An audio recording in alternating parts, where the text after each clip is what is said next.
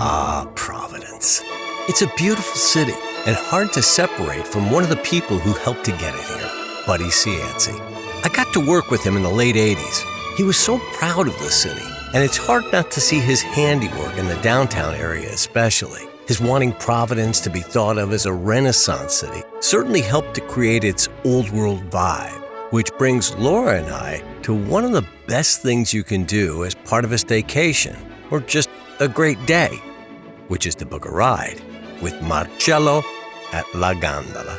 So how does a kid from Foster wind up in the big city of Providence with a gondola company?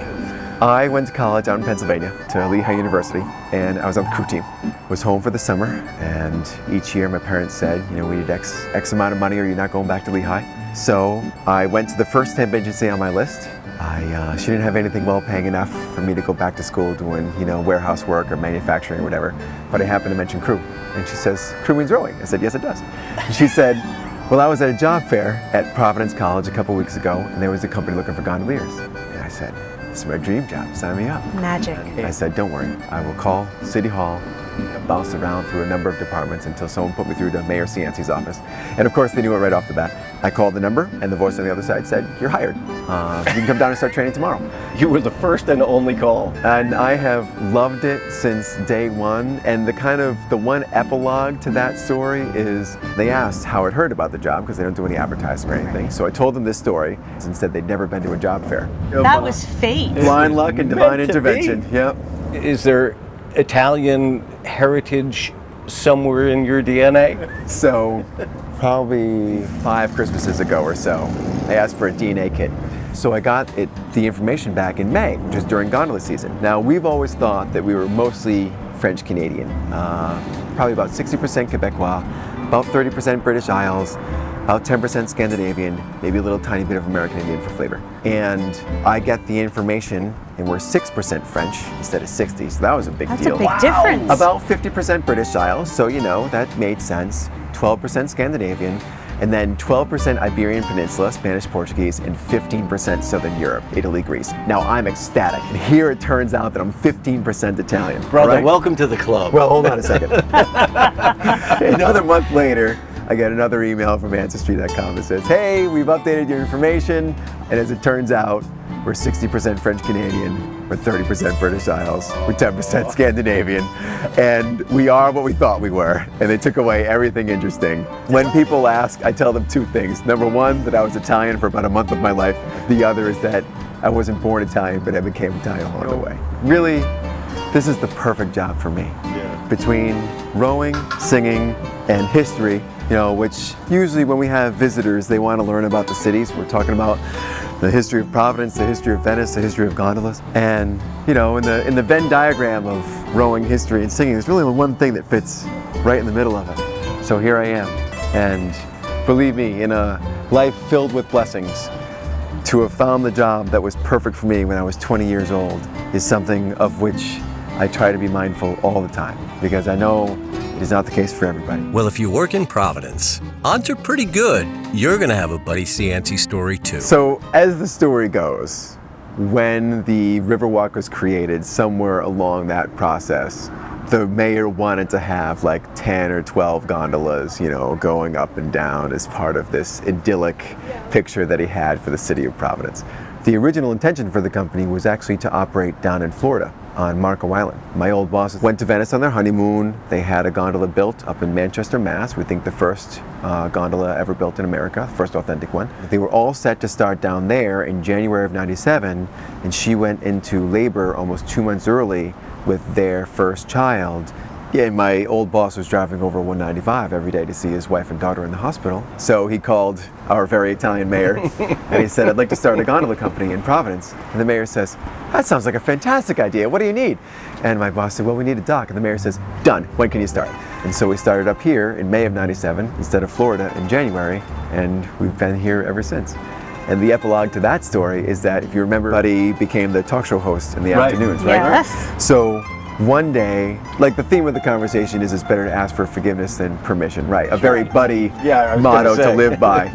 And out of the blue, he says, take the gondolas, for example. When they wanted to start a gondola company, we didn't have a dock for them. Now, if we had waited for the Coastal Resources Management Council and the Army Corps of Engineers, we would still be waiting for a gondola company. So we just put the dock in, and we got all the permits for it afterwards. It's really anything that made the city more beautiful, Buddy was in favor of. And yeah. It's the truth. He was the king. Yep, the Prince of Providence, right? That's right. This is one of my favorite things. You only get it Oh, if it's That the is right time of day, beautiful. right?